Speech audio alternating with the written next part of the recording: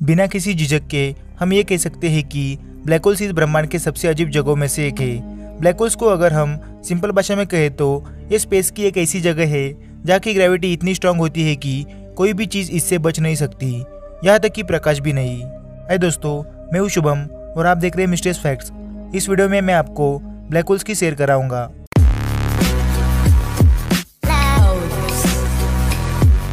सबसे पहले मैं आपको बता देता हूँ कि anything can become a black hole. अगर मैं मैथमेटिकली बात करूँ तो कोई भी ऑब्जेक्ट ब्लैक होल बन सकती है। किसी भी चीज़ की डेंसिटी या घनत्व जितनी ज़्यादा रहेगी उसकी ग्रेविटी यानी गुरुत्वाकर्षण शक्ति उतनी ज़्यादा होगी। देखिए, ब्लैक होल सिंपली एक डेंस ऑब्जेक्ट है जिसका घनत्व और इसके चलते ग्रेविटी इतना ज़्यादा रहता है कि ये लाइट को भी अपने तरफ खींच लेती है और लाइट इस यूनिवर्स की हाईएस्ट यानी उच्चतम स्पीड में ट्रैवल करती है। तो अगर लाइट बचकर नहीं निकल पाती तो बाकी सारी चीज़ें कहाँ से निकलेगी? ब्लैक होल की ग्रेविटी से। पर किसी भी पदार्थ को ब्लैक होल बनाना तभी पॉसिबल है अगर हम किसी भी ऑब्जेक्ट को बहुत ही ज़्यादा कंप्रेस कर दें।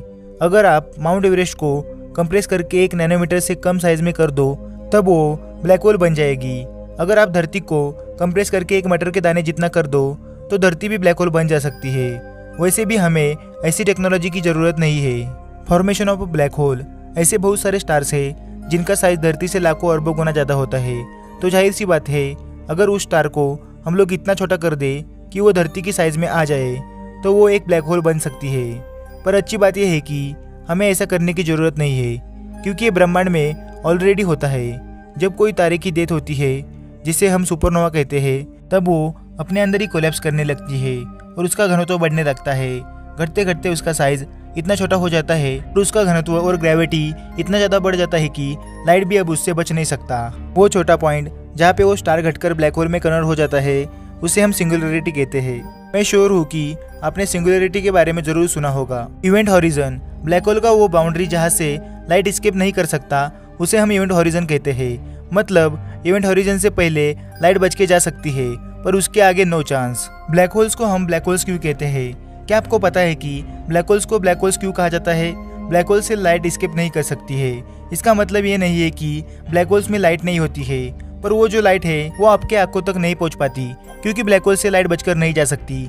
तो वहाँ से लाइट बचकर नहीं निकलेगी तो वो आपके आंखों तक कैसे पहुंचेगी? इसलिए हमें ये ब्लैक दिखती है। Black holes affect time. Black holes time को भी अफेक्ट करती है। ब्लैक होल्स का घनत्व इतना ज़्यादा होता है कि यह स्पेस टाइम को डिस्ट्रक्ट कर देती है। जो ऑब्जेक्ट ब्लैक होल के सामने होता है वो ऑब्जेक्ट टाइम को धीरे अनुभव करता है। मतलब कि ब्लैक होल्स की सामने की टाइम बाकी जगहों के हिसाब से धीरे चलती है। मान लीजिए कि आप एक स्पेसशिप में बैठे हो जो ब्लैक होल की चक्कर लगा रही है।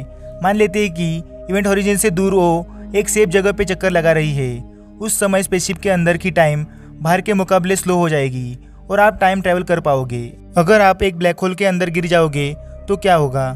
क्या आप जानना चाहते हैं कि अगर आप ब्लैक होल के अंदर गिरोगे तो क्या होगा? क्या सिंपली आप उसके अंदर चले जाओगे? नहीं, ऐसा नहीं होगा। असल में आपका शरीर एक रबर की तरह स्ट्रेच होगा जब आप उसके अंदर जाओगे। मैं आपको बताता हूँ कि ऐसा क्यों। मान लीजिए कि आप ब्लैक होल के अंदर जब गिर रहे हो तब आपका पैर ब्लैक होल की तरफ है। आपकी बॉडी का वो पार्ट जो ब्लैक होल के करीब है, मतलब कि आपका पैर, वो ज़्यादा गुरुत्वाकर्षण बल को अनुभव करेगा। उसके मुकाबले जो पार्ट ब्लैक होल से दूर है, मतलब कि आपका सर, इसलिए आपका बॉडी एक रबर की तरह खिंच जाएगा। आपके बॉडी के सारे मॉलिक्यूल्स बिखर जाएंगे और फाइनली आपकी डेथ हो जाएगी। पर डरिए मत, ऐसा कभी होगा नहीं क्योंकि जो नियरेस्ट ब्लैक होल है वो हजारों प्रकाश वर्ष दूर है हमारे सौरमंडल से। तो ये क्वेश्चन आता है कि धरती से सबसे नियरेस्ट ब्लैक होल कौन सा है? और एक क्वेश्चन आता है कि क्या ब्लैक होल धरती को निगल सकती है? जैसा कि मैंने कहा, वो ब्लैक होल हजारों प्रकाश वर्ष दूर है।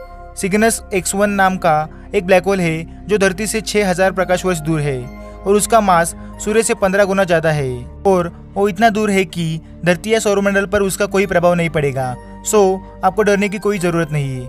आज के लिए बस इतना ही। अगर आपको वीडियो पसंद आई हो तो वीडियो को लाइक कर अपने दोस्तों को जरूर शेयर करें और हमें इंस्टाग्राम और फेसबुक पर नीचे डिस्क्रिप्शन में दी गए लिंक द्वारा फॉलो जरूर करें। और अगर आप चैनल पर नए हो तो चैनल को सब्सक्राइब कर बेल आइकन को जरूर दबा लें ताकि ऐसी इंटरेस्टिंग वीडियोस की अपडेट्स आपको मिलती रहे। तो मिलते हैं अगली वीडियो में, तब तक के लिए बाय बाय।